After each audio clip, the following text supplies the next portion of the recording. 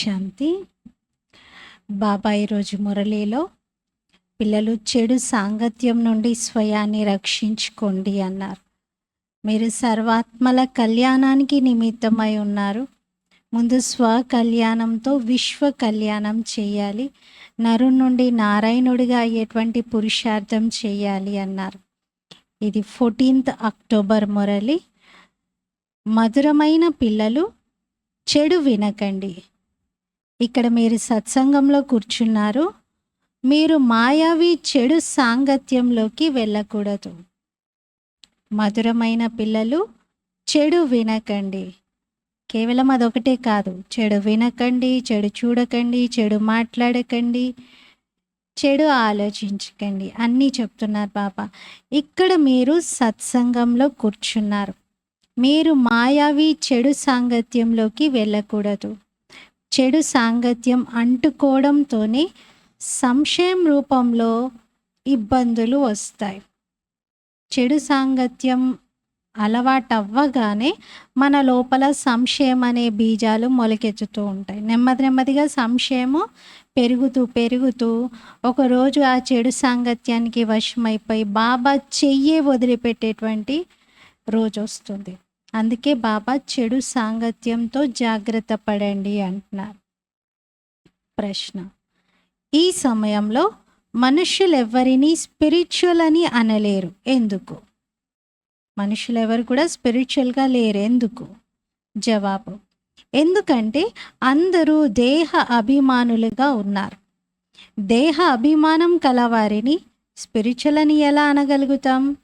Spiritual father అయితే ఒక్క నిరాకారుడైన బాబాయే. వారే మీకు దేహీ అభిమానులుగా అయ్యే శిక్షణను ఇస్తారు. సుప్రీం అనే టైటిల్ కూడా ఒక్క తండ్రికే ఇవ్వగలుగుతాం. తండ్రి తప్ప, అంటే బాబా తప్ప సుప్రీం అని ఇంకెవ్వరూ పిలవబడలేరు. సుప్రీం అని పిలవబడేది ఒక్క బాబా మాత్రమే. ఇంకెవరిని కూడా అలా పిలవలేము. స్పిరిచువల్గా కూడా మీరే ఉన్నారు, ఎందుకంటే ఎవరు కూడా స్వయాన్ని స్పిరిచువల్గా ట్రీట్ చేయట్లేదు. అంటే స్వయాన్ని ఆత్మగా భావించట్లేదు, ఆత్మిక స్థితిలో ఉండట్లేదు, దేహ అభిమానంతో ఉంటున్నారు. కాబట్టి ఎవరు స్పిరిచువల్గా లేరు. ఓం శాంతి. పిల్లలు ఇక్కడ కూర్చున్నప్పుడు వారికి తెలుసు బాబా మాకు తండ్రి కూడా, టీచర్ కూడా మరియు సద్గురువు కూడా అని. ఈ ముగ్గురి అవసరము ఉంటుంది. మొదట తండ్రి, ఆ తర్వాత చదివించే టీచర్, ఆ తర్వాత చివరిలో గురువు. ఇక్కడ స్మృతి కూడా అలాగే చేయాలి, ఎందుకంటే ఇది కొత్త విషయం కదా.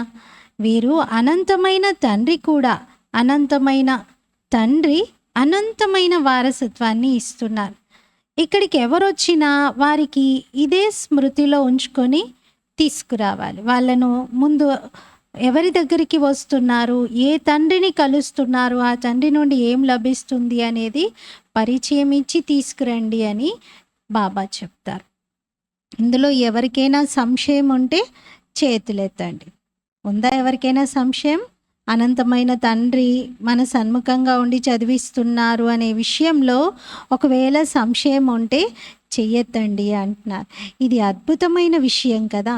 జన్మ జన్మాంతరాలలో మీరు తండ్రి, టీచర్, గురువుగా భావించగలిగిన వారు ఎవరైనా లభించారా అంటే అది కూడా సుప్రీంగా ఉన్నవారు ఎవ్వరూ లభించలేరు. బాబా మాత్రమే. అనంతమైన తండ్రి, అనంతమైన టీచర్, అనంతమైన సద్గురు. ఇటువంటి వారు ఎప్పుడైనా ఎవరికైనా లభించారా? కేవలం ఈ పురుషోత్తమ సంగమ యుగంలో తప్ప ఇంకెప్పుడూ లభించలేరు.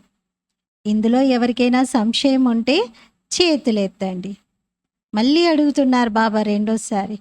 ఇక్కడ అందరూ నిశ్చయ బుద్ధి కలవారిగా కూర్చున్నారు.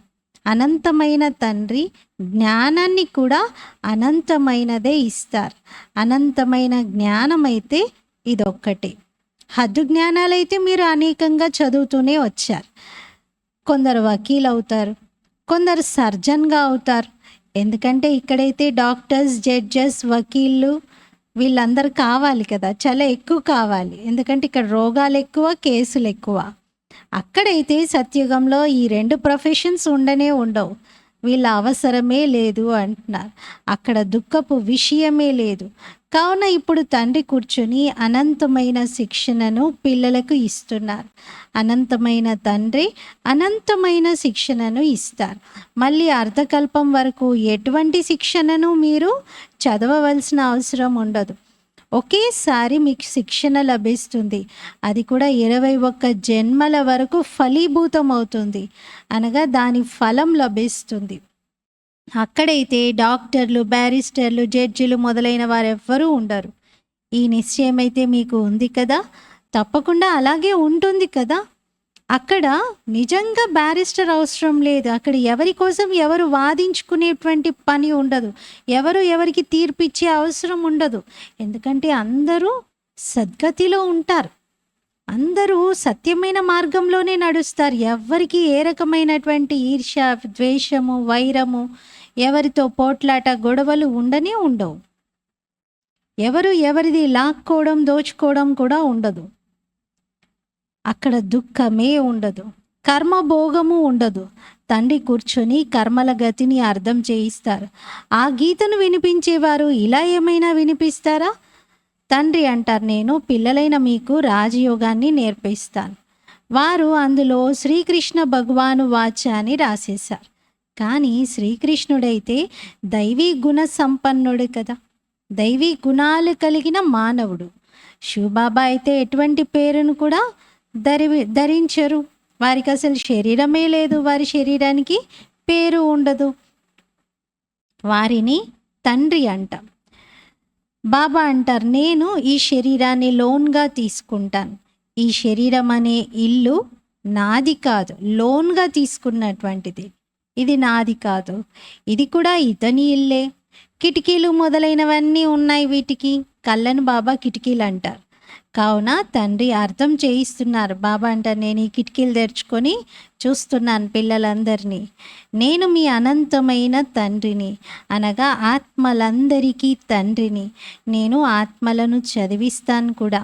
వీరిని స్పిరిచువల్ ఫాదర్ అనగా ఆత్మిక తండ్రి అని అంటారు. ఇంకెవరిని ఈ విధంగా ఆత్మిక తండ్రి అని అనరు. వీరు అనంతమైన తండ్రి అని పిల్లలైన మీకే తెలుసు. ఇప్పుడు స్పిరిచువల్ కాన్ఫరెన్సెస్ జరుగుతాయి. వాస్తవానికి అది స్పిరిచువల్ కాన్ఫరెన్స్ ఏమీ కాదు. వారు నిజమైన స్పిరిచువల్ వ్యక్తులు కారు, వారు దేహాభిమానులుగా ఉన్నారు.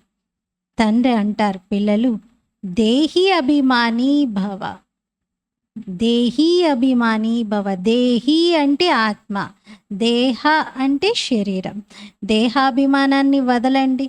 ఇలా ఎవరితోనైనా ఎవరైనా చెప్తున్నారా దేహాభిమానం ఉండకూడదు అనే సబ్జెక్టే మాట్లాడరు. అన్ని మతాలు కలవాలి, అందరం ఒకటిగా ఉండాలి అని అలా చెప్తారు, శాంతి ఉండాలి అని. కానీ ఆత్మాభిమానిగా ఉండాలి, మనం ఆత్మస్వరూపంలో చూసుకోవాలి అనే జ్ఞానాన్ని ఇవ్వరు. స్పిరిచువల్ అన్న పదాన్ని ఇప్పుడు ఉపయోగిస్తున్నారు. ఇంతకుముందు కేవలం రిలీజియస్ కాన్ఫరెన్సెస్ అని అనేవారు. స్పిరిచువల్ అనే పదం యొక్క అర్థాన్ని ఎవరు అర్థం చేసుకోరు. స్పిరిచువల్ ఫాదర్ అనగా నిరాకారి తండ్రి. ఆత్మలైన మీరు స్పిరిచువల్ పిల్లలు. స్పిరిచువల్ ఫాదర్ వచ్చి మిమ్మల్ని చదివిస్తారు. అంటే మనమందరం ఆధ్యాత్మికమైన పిల్లలం. ఆధ్యాత్మికత గురించి ఇంతకుముందు చర్చించుకునేవారు కాదు. ఏమైనా ధార్మిక చింతన, ధార్మిక చర్చలు అని అనేవారు. ఈ వివేకము ఇంకెవరిలోనూ ఉండేది కాదు. తండ్రి స్వయం కూర్చొని తాను ఎవరు అనేది అర్థం చేయిస్తారు. గీతలో మాత్రం ఇది లేదు. నేను మీకు అనంతమైన శిక్షణను ఇస్తాను. అక్కడ వకీల్, జడ్జ్, సర్జన్ మొదలైన వారి అవసరమే లేదు. ఎందుకంటే అక్కడ పూర్తిగా సుఖమే సుఖం ఉంటుంది. దుఃఖపు నామరూపాలు కూడా ఉండవు. అలాగే ఇక్కడ సుఖం యొక్క నామరూపాలు లేవు. దీనిని కనుమరుగైపోవడము అని అంటారు. అంటే కంప్లీట్గా ప్రాయలోపం అయిపోవడం. సుఖమైతే కాకిరెట్టతో సమానంగా ఉంటుంది. ఇక్కడ ఏదో కాస్త సుఖం ఉంది. మరి వీరు అనంతమైన సుఖం యొక్క జ్ఞానాన్ని ఎలా ఇవ్వగలుగుతారు? మొదట దేవీ దేవతల రాజ్యం ఉన్నప్పుడు సత్యత 100% ఉండేది. ఇప్పుడైతే అంతా అసత్యమే అసత్యం ఉంది. ఏదో కొద్దిపాటి సుఖము టెంపరరీగా, క్షణికంగా కొంతమందికి లభిస్తుంది. అలాంటి స్థితిలో ఉన్నటువంటి వారు అనంతమైన సుఖం యొక్క జ్ఞానాన్ని ఇవ్వలేరు కదా!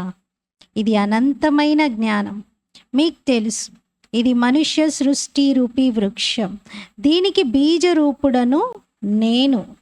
వారిలో వృక్షము మరియు మొత్తం వృక్షం యొక్క ఆది మధ్యాంతాల జ్ఞానం ఉంది. మనుషులకైతే ఈ జ్ఞానం లేదు. నేను చైతన్య బీజ రూపుడను. నన్ను జ్ఞాన సాగరుడు అనే అంటారు. జ్ఞానంతో ఒక్క క్షణంలో గతి, సద్గతి లభిస్తాయి. నేను సర్వులకు తండ్రిని. నన్ను గుర్తించడం ద్వారా పిల్లలైన మీకు వారసత్వం లభిస్తుంది. కానీ అక్కడ రాజధాని ఉంటుంది కదా.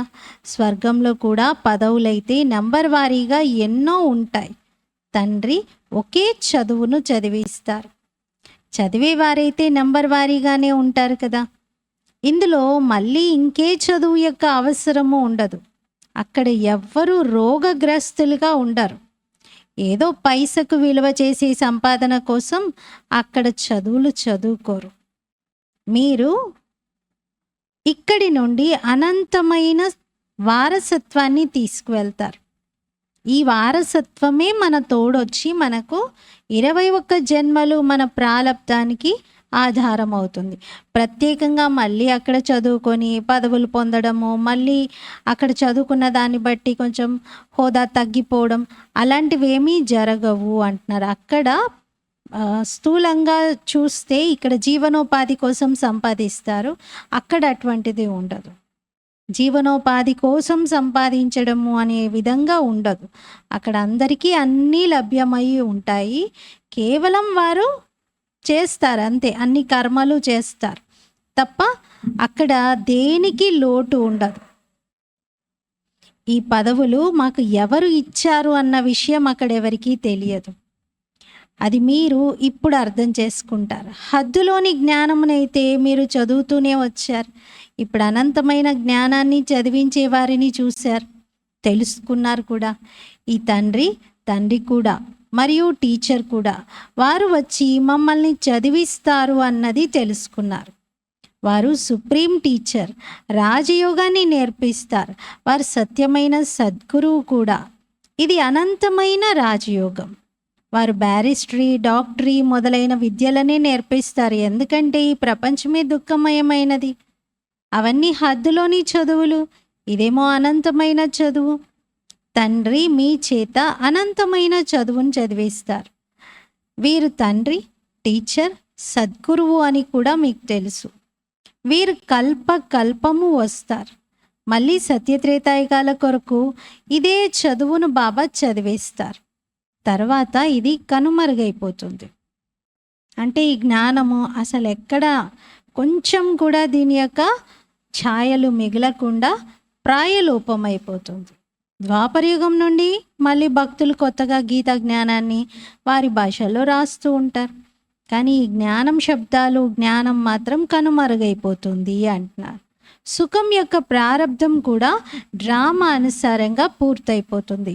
ఈ విషయాలను అనంతమైన తండ్రి కూర్చొని అర్థం చేయిస్తారు. వారిని పతిత పావనుడు అని అంటారు. శ్రీకృష్ణుని త్వమేవ మాతాస్య పితా అని లేక పతిత పావనుడు అని అంటారా? వీరి స్థాయికి మరియు వారి స్థాయికి రాత్రికి పగలకు ఉన్నంత తేడా ఉంది. శ్రీకృష్ణుడి మహిమ వేరు, శివబాబా మహిమ వేరు. ఇప్పుడు బాబా అంటారు, నన్ను గుర్తించడం ద్వారా మీరు క్షణంలో జీవనముక్తిని పొందగలుగుతారు. ఇప్పుడు శ్రీకృష్ణుడు ఒకవేళ భగవంతుడైనట్లయితే అతన్ని ఎవరైనా వెంటనే గుర్తించగలుగుతారు కదా. ఎవరైనా సరే అలా శ్రీకృష్ణుడి వేషధారణలో ఉంటే వెంటనే గుర్తించగలుగుతారు. శ్రీకృష్ణుని జన్మేమి దివ్యమైనదిగా, అలౌకికమైనదిగా మహిమ చేయబడలేదు. అది కేవలం పవిత్రత ద్వారా జరుగుతుంది. అలౌకికమైన జన్మ, దివ్యమైన జన్మ అని భగవంతుడిది అంటారు. ఎందుకంటే వారు గర్భంలో ప్రవేశించరు. మనలాగా బాల్య దశలో జన్మ తీసుకోరు. జన్మ అనగానే ఇక్కడ అందరికీ బాల్య దశ గుర్తొస్తుంది. కానీ శివబాబాకి అలాంటి దశలు లేవు. తండ్రి అయితే ఎవరి గర్భం నుండి వెలువడరు. మధురాతి మధురమైన ఆత్మిక పిల్లలు అని అర్థం చేయిస్తారు. ఆత్మయే చదువుతుంది. మంచి లేక చెడు సంస్కారాలన్నీ ఆత్మలోనే ఉంటాయి. ఎటువంటి కర్మలనైతే చేస్తారో వాటి అనుసారంగా వారికి శరీరాలు లభిస్తాయి. కొందరు చాలా దుఃఖాన్ని అనుభవిస్తారు.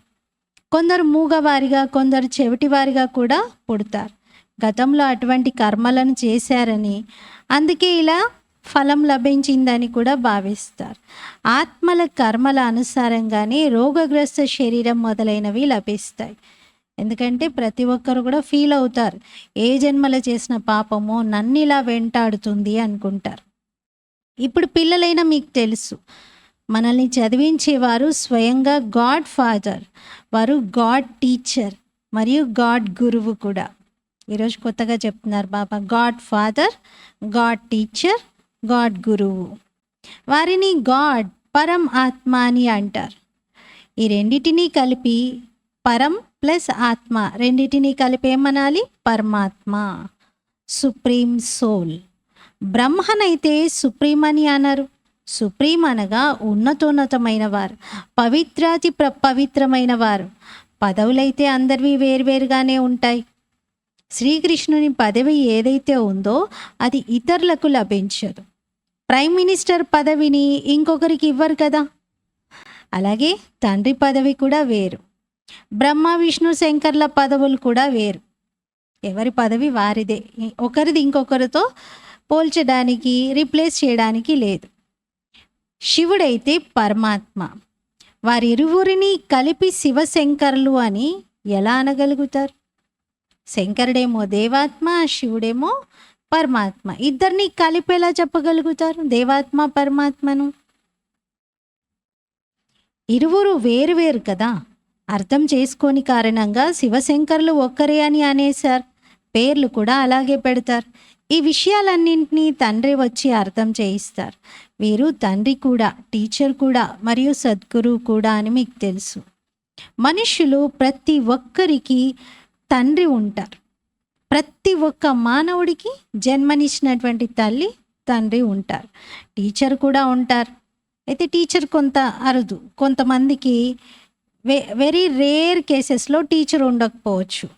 అలాగే గురువు కూడా ఉంటారు. అందరికీ, మనుషులు అన్న వాళ్ళకి తండ్రి, టీచర్, గురువు ఉంటారు. వేరువేరుగా ఉంటారు. ఎప్పుడైతే వృద్ధులుగా అవుతారో అప్పుడు గురువును ఆశ్రయిస్తారు.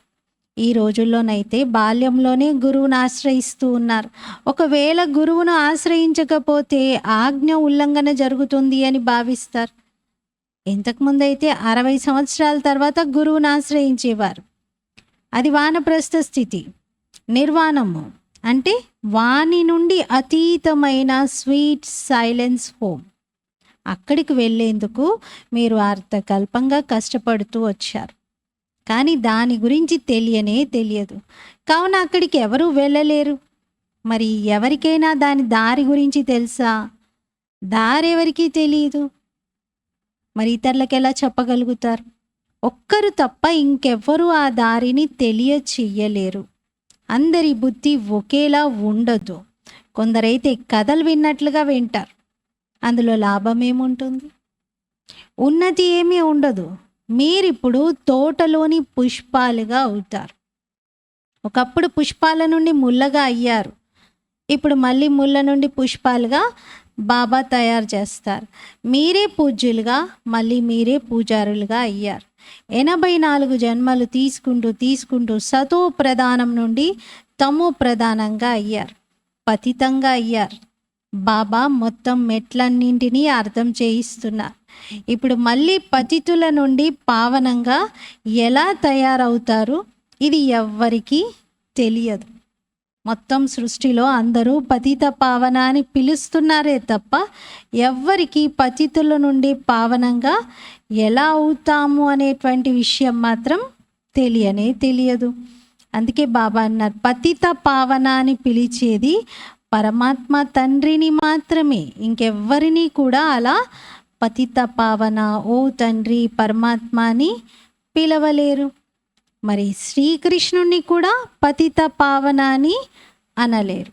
ఎందుకంటే పతిత పావన అని పరమాత్మ తండ్రికి మాత్రమే మహిమ ఉంది, ఇంకెవరిని అలా చెప్పలేము అంటున్నారు. అందరి బుద్ధి ఒకేలాగా ఉండదు అంటున్నారు బాబా. రకరకాల స్థితులతో మనస్తత్వాలతో వింటూ ఉంటారు. మీరు వచ్చి మమ్మల్ని పావనంగా తయారు చేయండి అని గానం కూడా చేస్తారు కదా. మరి నీటిని, నదులను, సాగరము మొదలైనటువంటి వాటిని పతిత పావనిగా భావిస్తూ అక్కడికి వెళ్ళి స్నానాలు మొదలైనవి చేస్తారు. వాస్తవంగా ఎందుకలా చేస్తున్నారు అంటున్నారు. నీటి నదులు కానీ, సాగరాలు కానీ అవేమైనా పావనంగా చేస్తాయా? అక్కడికి వెళ్ళి స్నానాలు చేయడం ఏంటి అంటున్నారు. ఓకే, స్నానం చేస్తున్నారు, అది ఇష్టంగా, అది అందరికీ మంచి అనిపించి చేస్తున్నారు, లేదా శరీరానికి ఆహ్లాదంగా ఉంటుందని చేస్తున్నారంటే ఓకే. కానీ పావనంగా అవుతాము అనే భావనతో చేస్తూ ఎవరైనా పావనంగా అయ్యారా? గంగను పతిత పావని అని అనేస్తారు, కానీ నదులు కూడా ఎక్కడి నుండి వెలువడ్డాయి? సాగరం నుండే వెలువడ్డాయి కదా. ఇవన్నీ సాగరుని సంతానమే. ప్రతి విషయాన్ని బాగా అర్థం చేసుకోవాల్సి ఉంటుంది. ఇక్కడైతే పిల్లలైన మీరు సత్సంగంలో కూర్చున్నారు, బయట చెడు సాంగత్యంలోకి వెళ్ళినప్పుడు మీకు ఎన్నో తప్పుడు విషయాలని వినిపిస్తూ ఉంటారు.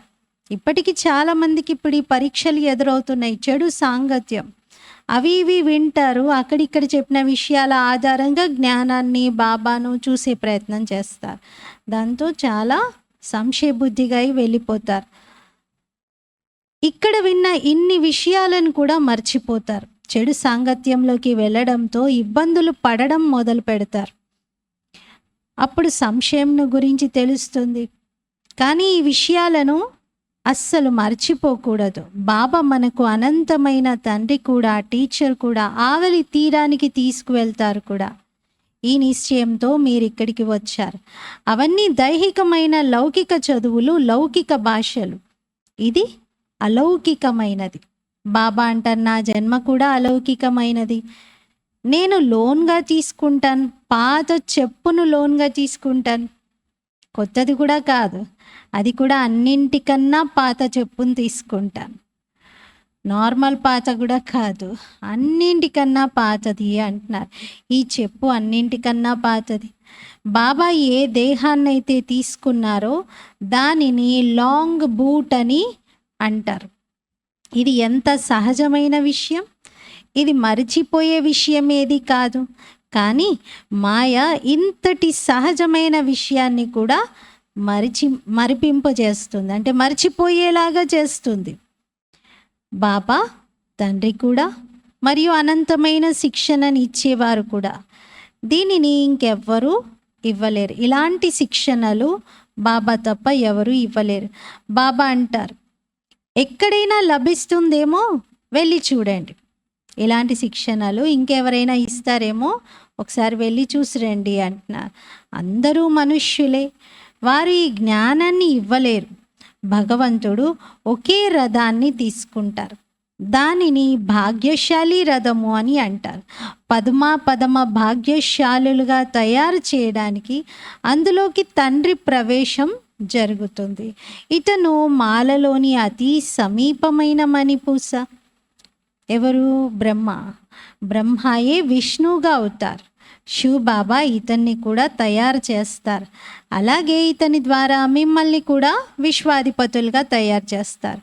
విష్ణువు యొక్క పురి స్థాపన జరుగుతుంది. విష్ణుపురి, పురి అంటే నివసించేటువంటి చోటు. దీనిని రాజ్యాన్ని స్థాపన చేసేందుకు రాజయోగము అని అంటారు. ఇప్పుడు ఇక్కడ అందరూ వింటున్నారు, కానీ బాబాకు తెలుసు చాలామంది చెవుల నుండి ఇది బయట కొట్టుకుపోతుంది. వింటున్నట్టే వింటున్నారు, ఏం విన్నారో కూడా అర్థం కావట్లేదు. అంటే ఒక చెవుతో వింటున్నారు, ఇంకో చెవుతో బయటికి కొట్టుకుపోతుంది. కొందరు ధారణ చేసి వినిపించగలుగుతారు, వారిని మహారథులు అని అంటారు. వారు వింటారు, ధారణ చేస్తారు. అలాగే ఇతరులకు కూడా ఎంతో అభిరుచితో అర్థం చేయిస్తారు. అర్థం చేయించేవారు మహారథులైతే వెంటనే అర్థం చేసుకుంటారు. అర్థం చేయించేవారు గుర్రపు స్వారీ చేసేవారికైతే కాస్త తక్కువగా అర్థమవుతుంది. ఇంకా పాదచారుల నుండి అంటే కాలిబలంతో నడిచేటువంటి సైన్యం అయితే ఇంకా తక్కువగా అర్థం చేసుకుంటారు. ఎవరు మహారథులు, ఎవరు గుర్రపు స్వారీ చేసేటువంటి వారు, ఎవరు కాలిబలంతో నడిచే సైన్యము, ఇది బాబాకు తెలుసు. ఇప్పుడు ఇందులోనైతే తికమక పడే విషయం ఏదీ లేదు, కన్ఫ్యూజనే లేదు అసలు అంటున్నారు. కానీ బాబా చూస్తూ ఉంటారు. పిల్లలు కొంతమంది కన్ఫ్యూజ్ అవుతూ ఉంటారు, తికమక పడుతూ ఉంటారు, మళ్ళీ కునికిపాట్లు పడుతూ ఉంటారు, కళ్ళు మూసుకొని కూర్చుంటారు. సంపాదనలో ఎప్పుడైనా కునికిపాట్లు వస్తాయా? కునికిపాట్లు పాడుతూ ఉంటే ధారణ ఎలా జరుగుతుంది? కునికిపాట్లు పడుతూ అలా ధారణ చేయలేరు కదా. ఆవలిస్తూ ఉంటే వీరు జ్ఞానాన్ని ఎలా ధారణ చేయగలుగుతారు? అందుకే బాబా అంటారు, పిల్లలు మీరు ఈ జ్ఞానాన్ని చాలా ఏకాగ్రంగా చెకోర పక్షి వలె కూర్చొని వింటూ ఉండాలి. అస్సలు జ్ఞానం వినే సమయంలో ఎదురుగా చూడకుండా కళ్ళు మూసుకున్నారంటే అంతే. ఇంకా కళ్ళు మూసుకుంటే మాత్రం ఏమీ మీరు వినలేరు.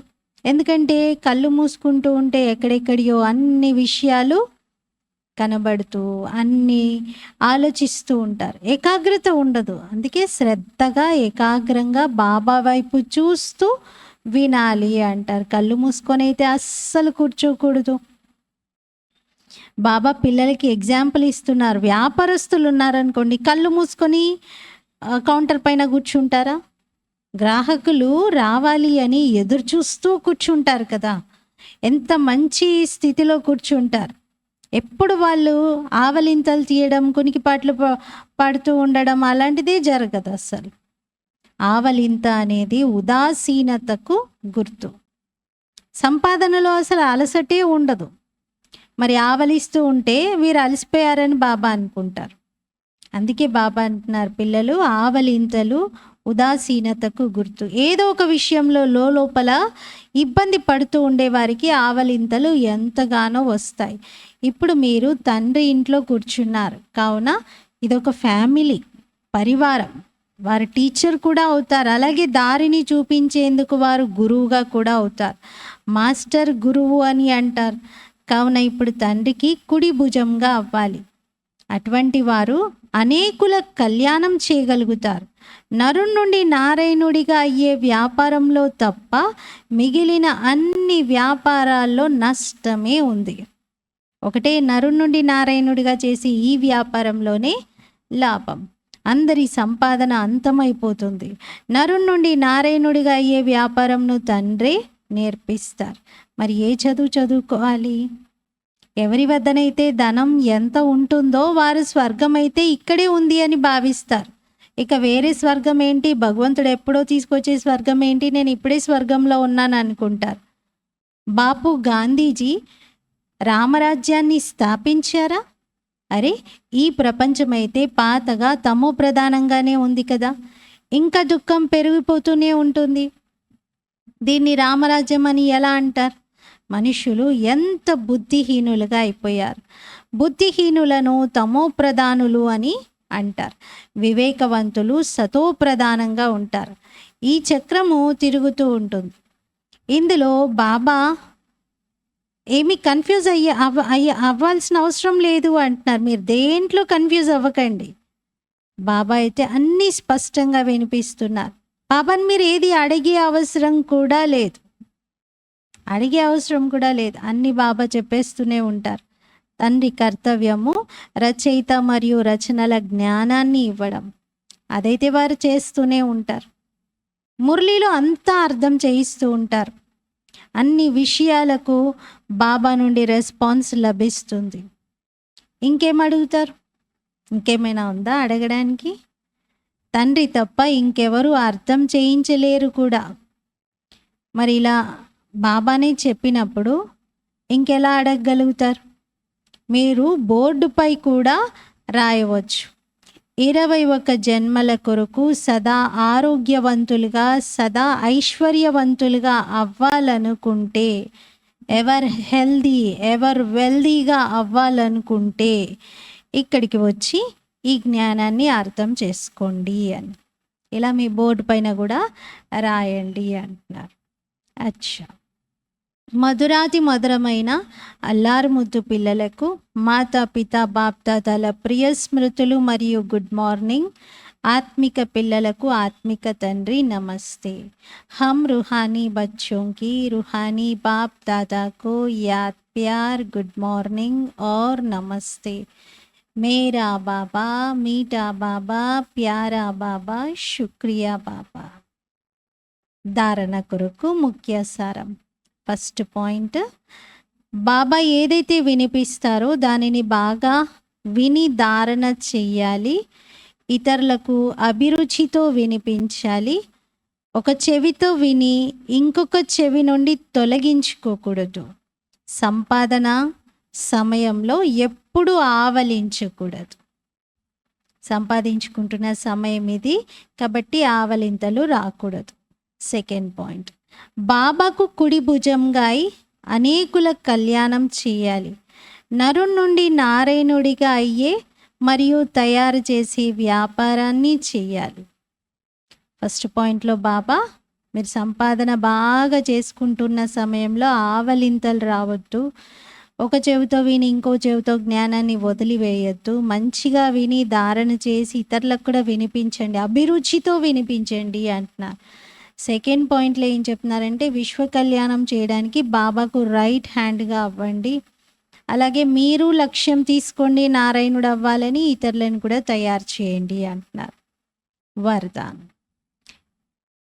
ఎవరికి సంబంధించిన వ్యర్థ సమాచారమునైనా విని ఇంట్రెస్ట్ని పెంచుకునేందుకు బదులుగా ఫుల్ స్టాప్ పెట్టే పరమతము నుండి ముక్త భవ. ఎవరికి సంబంధించిన వ్యర్థ సమాచారమునైనా విని ఇంట్రెస్ట్తో ఇంకా ఇంట్రెస్ట్ని పెంచుకునే బదులుగా ఫుల్ స్టాప్ పెట్టేటువంటి పరమతం నుండి ముక్త భవ. వివరణ, చాలామంది పిల్లలు నడుస్తూ శ్రీమతంతో పాటు ఆత్మల పరమతమును కలిపేస్తారు. ఎవరైనా బ్రాహ్మణ ప్రపంచానికి సంబంధించిన సమాచారాన్ని వినిపిస్తూ ఉంటే దానిని ఎంతో ఇంట్రెస్ట్గా వింటారు.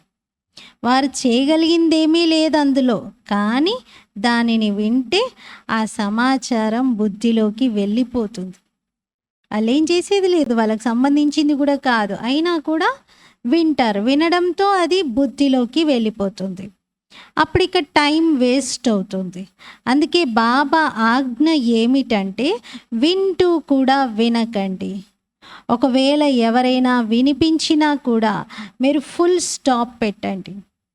ఏ వ్యక్తి గురించి అయితే విన్నారో వారి పట్ల దృష్టిలో కానీ సంకల్పంలో కానీ ద్వేషభావం లేకుండా ఉన్నప్పుడే పరమతం నుండి ముక్తులు అని అంటారు. స్లోగన్, ఎవరి హృదయం అయితే విశాలంగా ఉంటుందో వారి స్వప్నంలో కూడా హద్దు సంస్కారాలు ఇమర్జ్ అవ్వలేవు. ఎవరి హృదయం అయితే విశాలంగా ఉంటుందో వారికి ఇంకా స్వప్నంలో కూడా హద్దు సంస్కారాలు ఇమర్జ్ అవ్వవు. అందుకే హృదయాన్ని విశాలంగా చేసుకుంటే బేహద్దు స్థితిలో ఉండగలుగుతారు. ఇంకా హద్దు సంస్కారాలు ఎప్పుడు కూడా ఎమర్జ్ అవ్వవు. హద్దులోని ప్రాప్తులు, హద్దులోని కోరికలు, హద్దులో ఉన్నటువంటి ఏ రకమైన వాటి వైపు ఆకర్షితులు అవ్వరు. ఈరోజు స్వమానము, నేను పరమతం నుండి ముక్తుడను, నేనాత్మను పరమతం నుండి ముక్తుడను. ఓం శాంతి.